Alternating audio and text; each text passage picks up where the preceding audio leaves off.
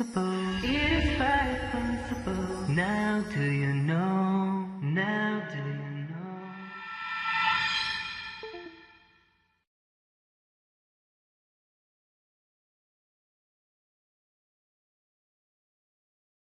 Bismillah ar-Rahman ar-Rahim.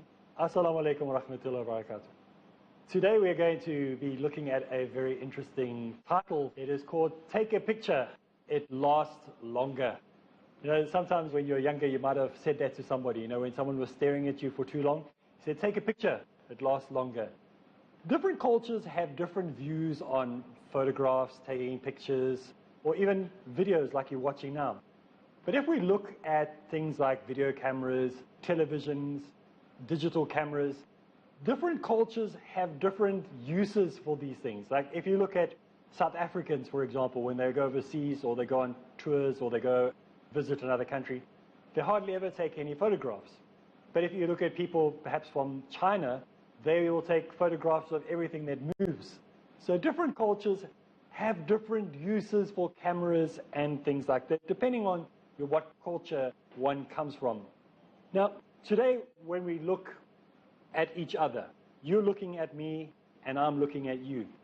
And when you look at your TV screen live in your home, or perhaps some other time, maybe you're watching it on a social media device, or maybe you're watching on your laptop or your mobile phone, you're only getting a small piece of the action that is actually going on around us right now.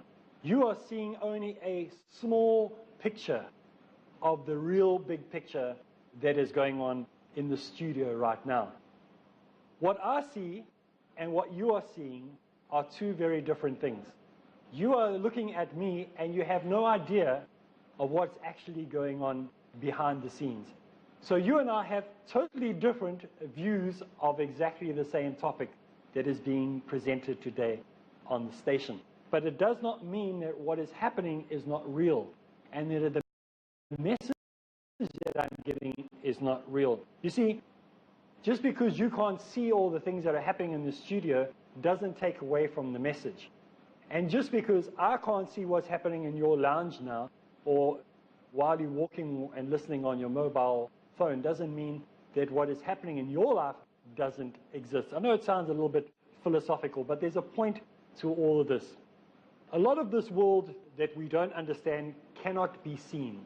A lot of the things that we cannot see in this world cannot be explained. And a lot of the things that we can see in this world, we cannot explain. There's a lot of mysteries in this world. And I think that this world suffers from delusions of grandeur. We try to explain away things too quickly. Often science will come and say, we now have figured out exactly how this works, only to find out 6 months later that some other new theory has come along and thrown that whole plan out of the window. So I think that in this world that we live in, we suffer from delusions of grandeur, believing that we understand everything about everything, and that we really understand everything that is going on in the world, and we don't. To be honest, we are still quite in the dark ages. Medicine may look like it has advanced so much, but really, we haven't really advanced that much. We may have a few cures here and there, and some new tricks that we do here and there with theater and operating and replacing of bones and kidneys and livers, but we're really still quite primitive in our technology. We are still, in a lot of ways, in the dark ages. We haven't really moved that far forward, even though we think we have. So this world that we live in, often we live a loss in time and space. Time and space are very difficult for us to understand. Allah, the jinns, heaven, the hellfire are all under debate by people of the world today. Many people will say, well, we don't really believe that these things exist. I mean, how do we prove it to people when they ask us these questions? Often we are afraid to answer them, so we just throw all these questions away and we say, well, we just have to believe it. We can't prove it to you. We've got no way of explaining it to you. You just have to believe it. And today, it's not good enough to just say, you just have to believe it to people. People want a little bit more than that. They have been disappointed by religions around them that have said, just believe by faith. There's nothing that we need to prove to you, you just have to believe it by faith. And we are much smarter now. We want explanations. We want things that make sense. We no longer believe that a volcano erupted and out came aliens and a little spaceship and came down to planet Earth like one specific Christian religion believes. We no longer believe the things of the Trinity that just do not make sense. So we need things that can be explained, that make common sense to us. Now, one of the things about common sense is that it's common to everyone, otherwise it wouldn't be common sense. It would be called extraordinary sense, or only for those people sense. It is called common sense because every single human being has been born with common sense. It's common to all of us. The problem is many of us in society, in the world today, different religious groups, even if in Islam, don't use common sense. We want to make things difficult. Like I've said in other episodes and other series before, if I ask you to touch your ear, very few of us want to touch our ear like this. We all want to touch our ear like this and make it very difficult for ourselves. Yet Islam is very simple to follow. It makes common sense. It is a common sense religion. It's not a science fiction religion. Some religions in the world are science fiction religions. They need you to believe that somehow aliens from far, far away came to planet Earth in their spaceships, and that they came here and did all sorts of odd and strange things. And none of us really seriously at home are thinking like this could have ever happened. We know that this doesn't make any common sense. It's science fiction. Some of you sitting at home may have heard of religion that says, well, you have to believe this, but we've got no proof for it. Somebody came up with this in the middle of the night, woke up the one morning and said, I've got a new religion, like the Moonies and other religions like that, Reverend Moon and his groups.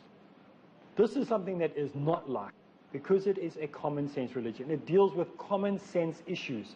How to deal with your wealth, how to deal with cleanliness, how to deal with marriage laws, how to deal with divorce, how to deal with inheritance, how to deal with livestock and animals and war and time of peace. It deals with real life issues because it is a common sense religion. So you have to understand this religion because of what I am explaining to you by giving you examples of how Islam deals with all these things. But not many people are able to see Islam that way because they don't see behind what they're seeing projected to them. Just like you are at home, are only seeing one view of what is actually really going on. You just see me and this frame that we are in now. But you don't see the hundreds of things that are going on all around that I'm seeing. As I look at this camera now, there are many distractions, but I have to look straight at you so I don't look at those distractions. If I looked at the distractions, the people at home would be going, why is he not looking at me? And the same way in Islam, there are many things that we have to focus on and not be distracted by the things of the world that are around us that are pulling us to the left or to the right. And we need to project the right image of Islam for people to see. But in Islam, we need to show people more than just those common questions of Islam. We need to introduce people to the fact that Islam supports animal rights, that Islam supports human rights.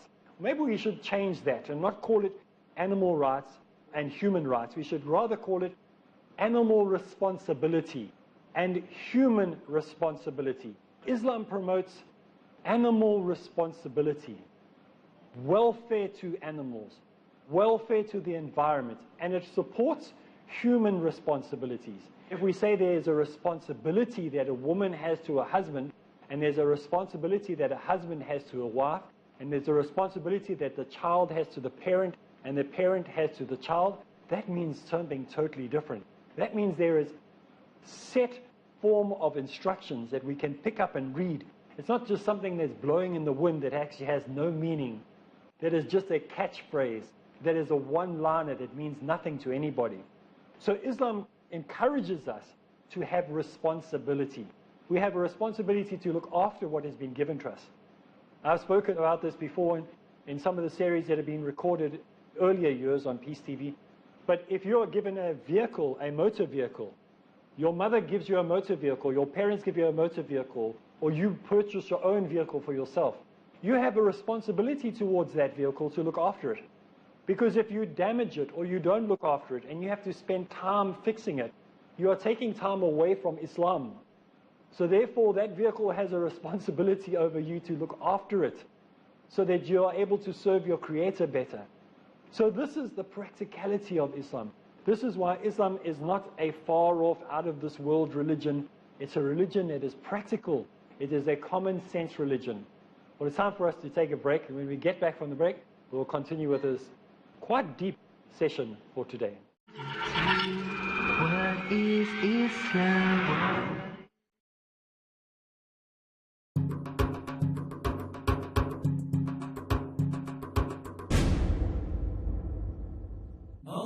Distinguished world-famous orator who dedicated their lives to convey the message of peace came together at one platform, the International Islamic Conference, with one vision, with one mission, Peace Mission.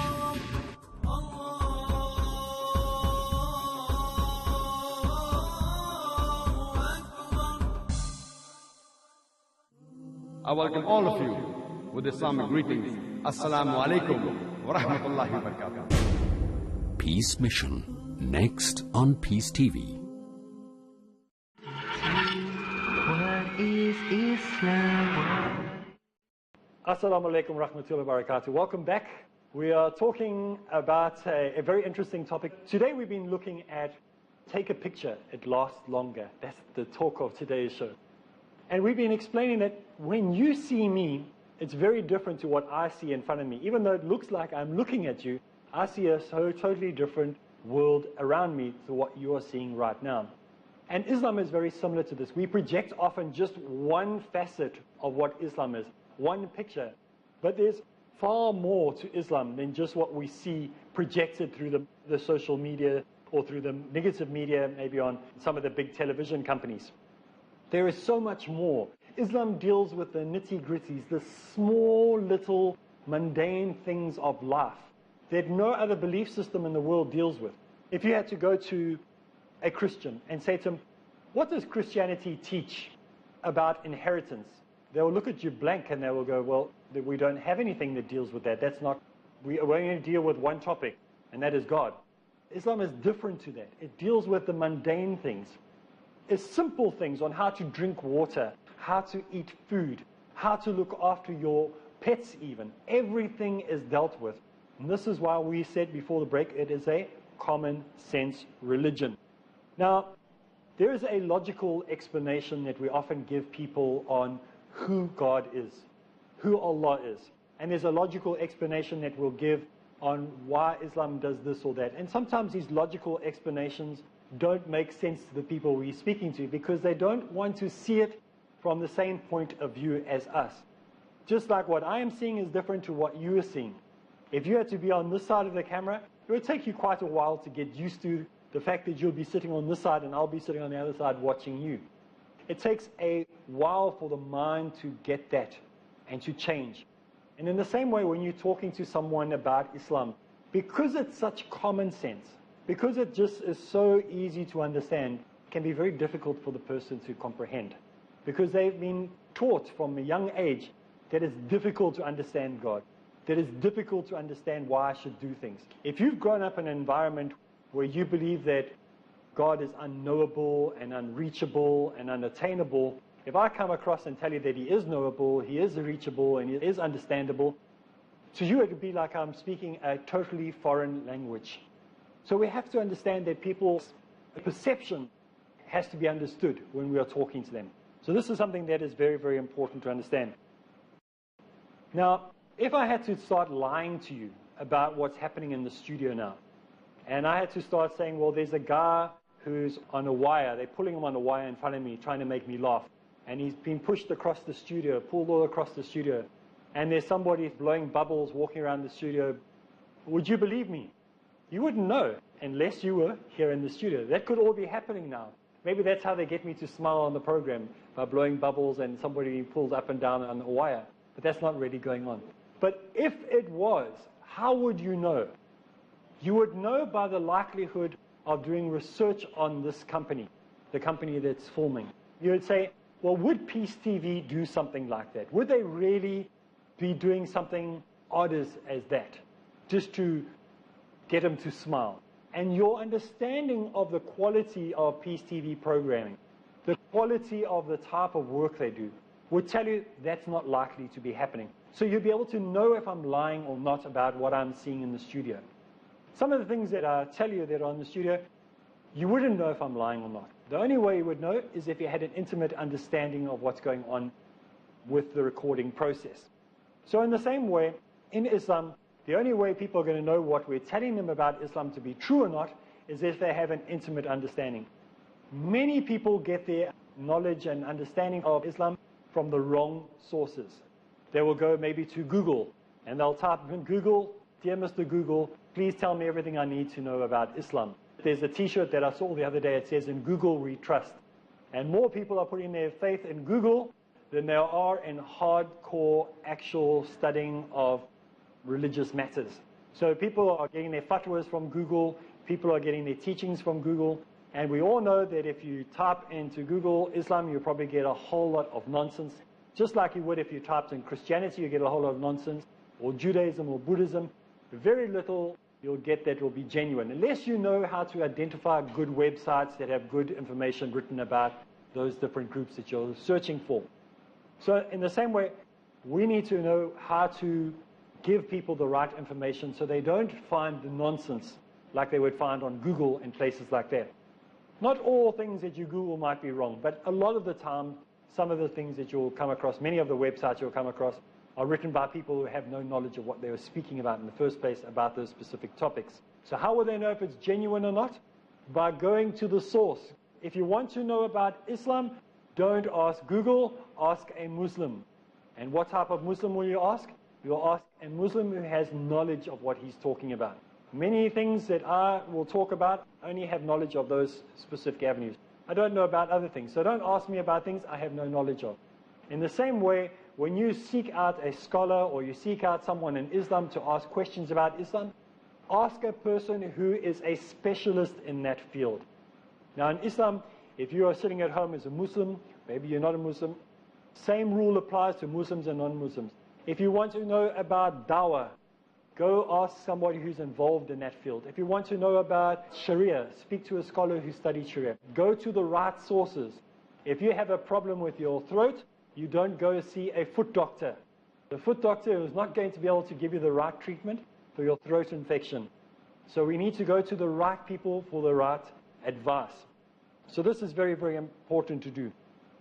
We have great scholars in the Muslim community that you can go to ask them. Now, the word scholar has often also become misunderstood. Now, in the studio here, there's all different equipment, all working together to make everything work perfectly so that you're able to get a good quality program at home.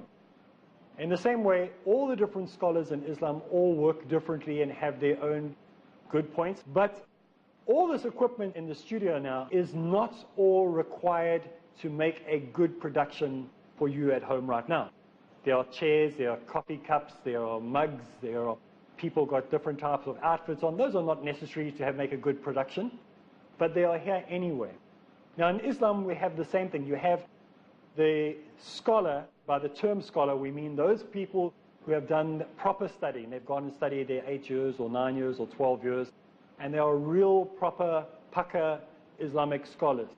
But then we have other people that we often refer to as scholars, but they're not really scholars. Like I am not really a scholar. I have not gone and studied in Medina or anything like that, but I'm a scholar of my specific area. Just like Dr. Zakir Naik, many people criticize him and they say, but he's not a scholar. Yes, he is a scholar. He's a scholar of comparative religion. He may not have gone and studied in Medina as maybe another scholar was. So we must be very careful of splitting hairs with and trying to divide the ummah over silly little things like that. All the different groups all working together, and they all, in one sense or the other, will bring forth a good quality Islamic education for those people who want to gain it. Dr. Zakir Naik and people like him who are involved in the field of dawah and propagation of Islam are doing a tremendous work, and they're helping to educate people and help people to come closer to Islam and become defenders of the faith. So this is very, very important. So we have learned today that sometimes perceptions that we project are not the way that we should be projecting them. We need to show people the bigger picture of what's actually going on, the studio, what's going on behind the scenes. Maybe I've given you as well a little bit of a taste of what's going on in the studio here as well. So how do I choose how to project the right image of Islam to the people around me? Well, the best way to do that is, like I've said in previous episodes, especially those programs dealing with the youth, is speak a lot about the little you know and a little about the lot that you don't know. So don't speak about everything that you don't know about and actually make a fool of Islam. Speak about those things you do know. Now, I'm not going to sit here and give you programs on things that I have no knowledge of and then embarrass myself as well as embarrass the whole Muslim community.